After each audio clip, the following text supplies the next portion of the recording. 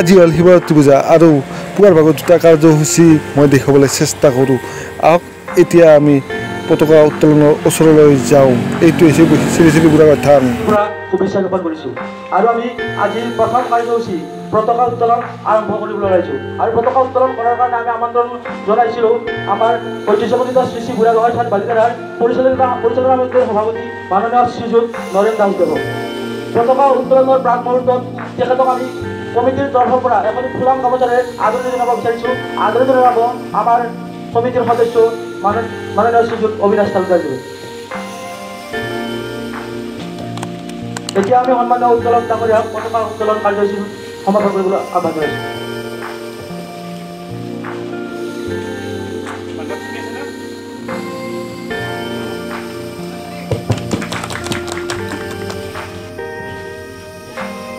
ঐতিহ্যমণ্ডিত শ্ৰী শ্ৰী বুঢ়াগোঁসাই থানৰ আজি 117 সংখ্যক শিৱৰাত্ৰি পূজা উপলক্ষে আমি প্ৰথম কাৰ্যসূচী পতাকা উত্তোলন এই কাৰ্যসূচীটো মই সমাপন কৰিলোঁ। যে আমাৰ 100 বছৰ পূৰ্ণ উপলক্ষে আমি হীৰক জয়ন্তী এটা উদযাপন আয়োজন কৰিছিলোঁ আৰু সেই সময়ত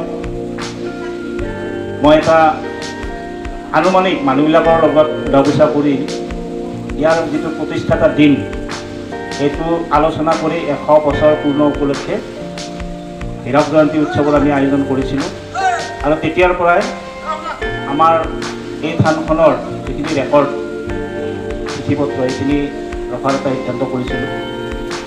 শিৱৰাত্ৰি পূজাৰ আজি 117 বছৰ, কিন্তু মন্দিৰ প্ৰতিষ্ঠাতাৰ তাৰিখটো আমি আজি আনুমানিকভাৱে ধৰি ল'ব লাগিব, তাৰ বহু বছৰ আগতে হৈছে। গতিকে আমাৰ যিটো 117 বছৰ সংখ্যা, এই সংখ্যাটো হ'ল শিৱৰাত্ৰি পূজাৰে। আমাৰ থানখনৰ প্ৰতিষ্ঠা ইয়াৰ বহুত আগত। গতিকে যিয়ে নহওক আমি আমাৰ যিখিনি জ্যেষ্ঠ মানুহ ইতিমধ্যে মৃত্যু হ'ল তেখেতসকলৰ লগত আলোচনা কৰি এই সংখ্যাটো আমি উলিয়াইছোঁ আৰু 100 বছৰৰ পিছত এই থানখনৰ শিৱৰাত্ৰি পূজাৰ যিটো উদযাপন পৰিক্ৰমা সেইটো আমি প্ৰতিটো বছৰত ইয়াৰ পৰিসৰটো বৃদ্ধি কৰি গৈ আছোঁ আৰু অনাগত দিনত ইয়াৰ প্ৰসাৰ আৰু প্ৰচাৰৰ ব্যৱস্থাৰ্থে আমি আকৌ ইয়াক দুগুণ উৎসাহেৰে বহলভাৱে আয়োজন কৰাৰ কাৰণে আমি প্ৰস্তুতি চলাম।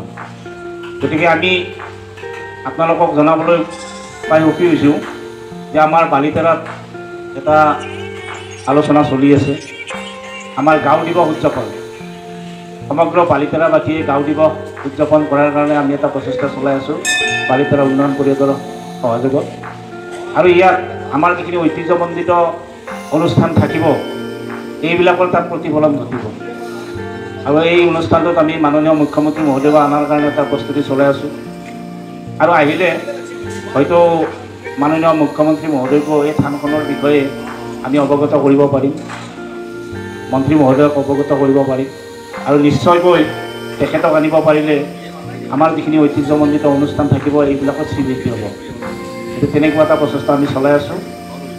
যিয়ে নহওক যে আমি এইবাৰ এই যিটো শিৱৰাত্ৰি পূজা, এই শিৱৰাত্ৰি পূজাত আমাৰ দিনৰ বিভিন্ন কাৰ্যসূচী আছে। প্ৰায় 42গৰাকী ব্যক্তিয়ে আমাৰ এই থানলৈ আজিৰ এই উৎসৱলৈ, শিৱৰাত্ৰি পূজা উৎসৱলৈ তেখেতসকলে ভোগ আগবঢ়াইছে। 46 থালি আমি আজি 3 বছৰৰ পৰা এই ভোগৰ কথাটো নতুনকৈ ইয়াত প্ৰৱৰ্তন কৰিছোঁ আৰু এইবাৰ গৈ গৈ অতি কম সময়ৰ ভিতৰত 46 থালি ভোগ আমাৰ সন্মানীয় ভোগদাতাসকলে আগবঢ়াইছে। পূজাৰ সামগ্ৰীখিনি আমাৰ প্ৰতিটো বছৰত আমাৰ দীপালী দেৱী বাইদেৱে আৰু মাজে সময়ে 2-এগৰাকী ব্যক্তিয়ে আগবঢ়ায়। এইবাৰ তেখেতে বাইদেৱে আগবঢ়াইছে।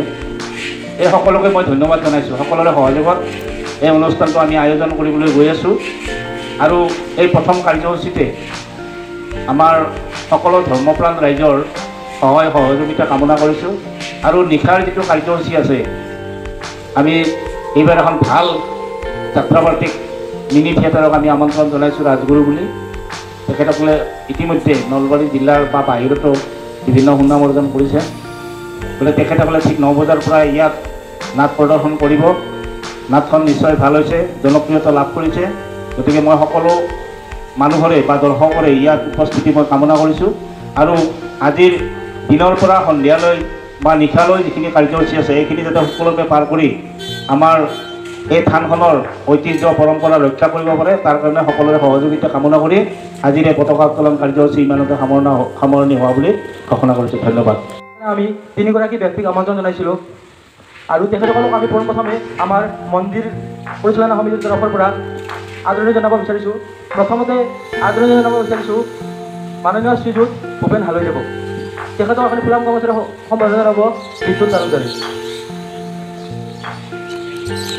আমি আমন্ত্ৰণ জনাইছিলোঁ মাননীয় শ্ৰীযুত মিণ্টু কলিতাদেৱক। তেখেতক আপুনি ফুলাম গামোচাৰে সম্বৰ্ধনা জনাব অবিনাশ তালুকদাৰে। আমি তৃতীয়তে বৃক্ষৰোপণ কাৰ্যসূচী অনুষ্ঠানটোত আমি আমন্ত্ৰণ কৰিছোঁ মাননীয় শ্ৰীযুত মাধৱ তালুকদাৰদেৱক। তেখেতক এখন ফুলাম গামোচাৰে সম্বৰ্ধনা জনাব ৰজন বৰ্মনদেৱে। এতিয়া আমি কাৰ্যসূচীটো আৰম্ভ কৰিবলৈ আহ্বান জনাইছোঁ। আৰু কাৰ্যসূচীত কোৱাৰ দৰে এতিয়া বৃক্ষৰোপণ কাৰ্যসূচী হাতত লৈছে আৰু তাকে অলপ দেখাওঁ। আৰু বৃক্ষৰোপণ মানে গাছজোপা কেনেকৈ সুৰক্ষা দিয়ে তাৰো এটা আভাস জনাবলৈ চেষ্টা কৰোঁ। আৰু বৃক্ষডাল সুৰক্ষিত ৰাখে নে নাৰাখে তাকো অকণমান দেখুৱাবলৈ চেষ্টা কৰিম। আহক এতিয়া আমি শেষলৈ যাওঁ।